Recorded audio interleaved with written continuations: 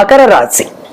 మకర రాశి వాళ్ళకి ఈ సంవత్సరం ఆదాయ వ్యయాలు 14.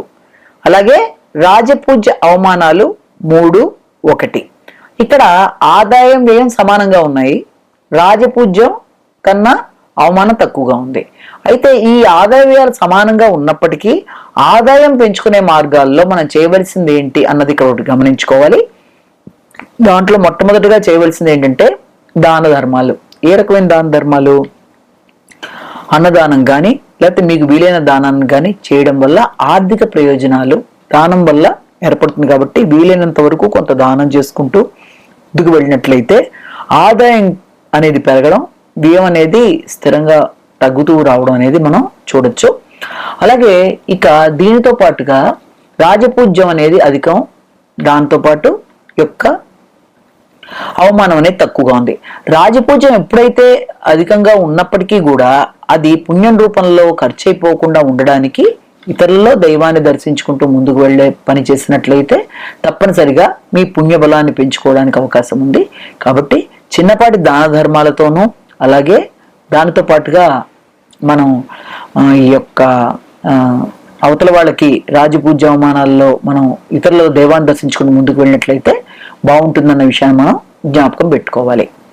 ఇక ఈ సంవత్సరం ఈ యొక్క మకర రాశి వాళ్ళకి సంవత్సరం ప్రారంభం నుంచి మే 1 దాకా గురుడు మేషరాశిలో చతుర్థ స్థానంలో సంచరిస్తూ అష్టమ, దశమ తర్వాత ద్వాదశ స్థానాలని చూడడం అనేది జరుగుతుంది. అయితే ఎప్పుడైతే చతుర్థ స్థానంలో ఈ యొక్క గురుడు ఉండడం జరుగుతుందో ఆ సమయంలో గృహ వాహన సౌఖ్యాలు బాగుండడం అనేది, దానితో పాటుగా వీళ్ళకి గౌరవపరమైన ఒక వాహనాన్ని సంపాదించడం అనేది, అంతేకాకుండా వృత్తిపరంగా వీళ్ళకి స్థాయిలో కాకపోయినా గౌరవం అనేది దక్కడం అనేది, బాధ్యతల పరంగా ముందుకు వెళ్ళడం అనేది, దాంతోపాటుగా ఎప్పుడైతే ఈ యొక్క అష్టమ స్థానాన్ని కూడా గురుడు చూడడం జరుగుతుందో ఆరోగ్యం బాగుండడం అనేది, ఆకస్మికమైన ఖర్చులు అయినప్పటికీ కూడా అవి ఉపయోగకరంగా ఉండడం అనేది, సద్వినియోగం చేసుకుంటూ ముందుకు వెళ్ళడానికి అవకాశం అనేది కనబడుతుంది. దీంతో పాటుగా ఖర్చులు అయినప్పటికీ వాటికి ఒక రకమైన విలువ, వాటిని అనవసరం ఏం కాలేదు అన్న భావనని పెంచుకుంటూ ముందుకు పెడతారు. అలాగే అవసరమైన వారికి అవసరమైన సమయంలో వీరు సహకరించడం అనేది, అలాగే దానాలకి విరాళాలకు కూడా అవకాశాలు అనేవి ఉంటాయి. అయితే ఎప్పుడైతే గురుడు ఈ రాశి వాళ్ళకి మే 1 నుంచి అక్కడి నుంచి వాళ్ళకి సంవత్సరాంతం వరకు పంచమ స్థానంలో సంచరించడం జరుగుతుంది.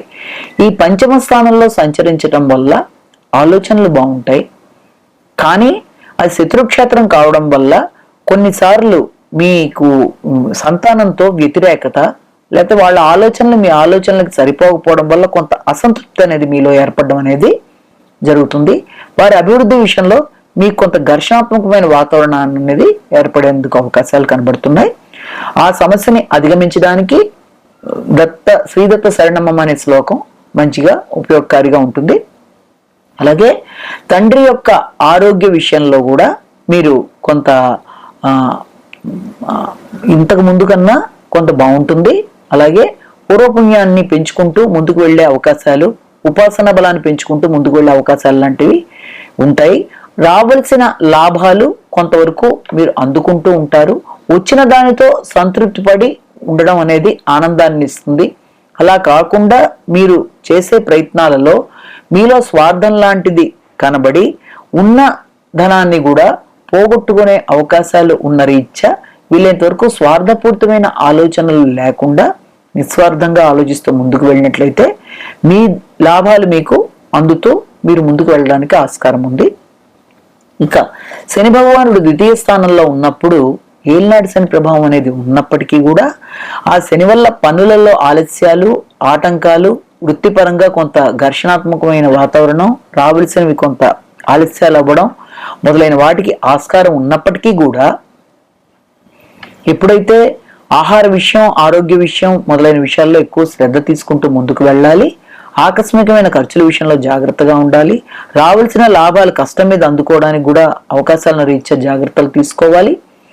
అంతేకాకుండా రోగనిరోధక శక్తిని పెంచుకోవాలి. అంతే.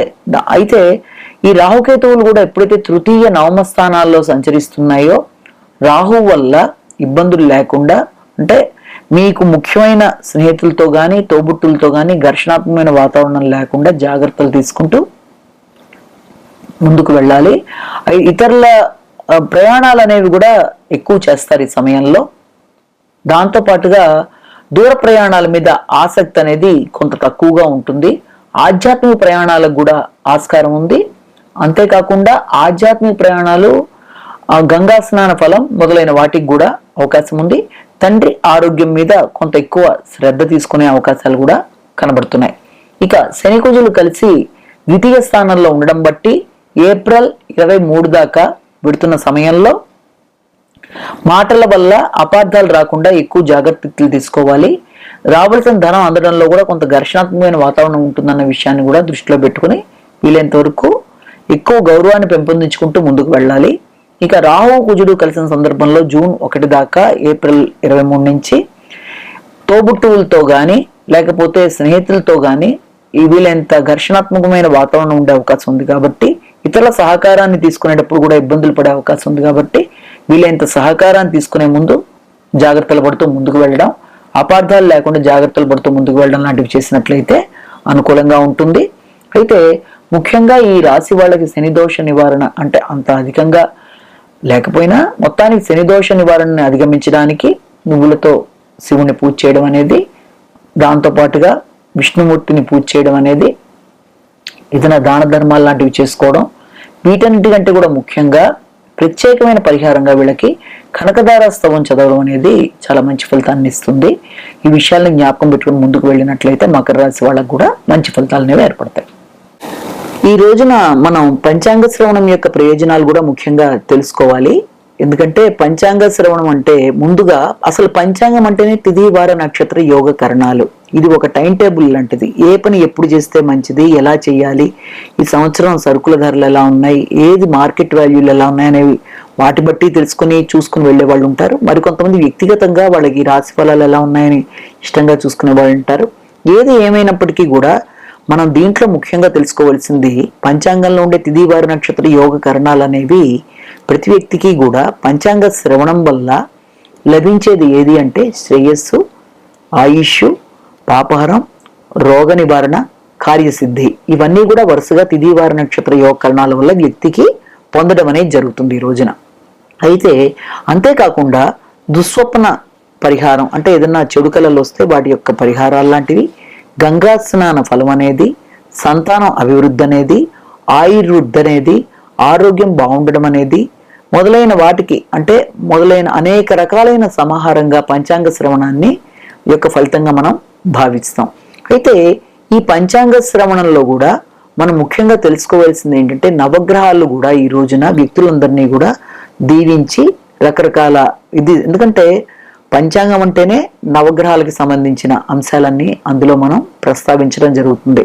అది రాశి ఫలాల్లోనైనా, ప్రతిరోజు జరిగే కార్యక్రమాల్లోనైనా, దినఫలాలైనా, అలాగే తారాబలం, ప్రతి దాంట్లోనూ నవగ్రహాల యొక్క ప్రభావం ఉంటుంది. కాబట్టి ఇందులో ముఖ్యంగా పంచాంగ శ్రవణం వల్ల వ్యక్తులందరికీ కూడా సూర్యుడి వల్ల శౌర్యం అనేది, చంద్రుడి వల్ల ఇంద్ర సమానమైన వైభవం అనేది, అలాగే కుజుడి వల్ల శుభం, శుక్రుడి వల్ల సుఖం, గురుడి వల్ల ఐశ్వర్యం, అలాగే శని వల్ల ఆయుర్దాయం, బుధుడి వల్ల బుద్ధి, రాహు వల్ల బాహుబలం, అలాగే కేతు వల్ల కులాధిక్యత మొదలైన వాటన్నిటినీ కూడా నవగ్రహాలు దీవించి వ్యక్తి మీద ప్రసరింపజేస్తాయి. కాబట్టి ఈ రోజున తప్పనిసరిగా పంచాంగ శ్రవణం చేయడం, లేకపోతే పంచాంగ శ్రవణం జరిగే ప్రదేశాలకి వెళ్ళడం అనేది, పంచాంగాన్ని పూజ చేయడం అనేది, ఇలాంటివన్నీ చేసుకుంటూ పెద్దల యొక్క ఆశీస్సులు తీసుకుంటూ,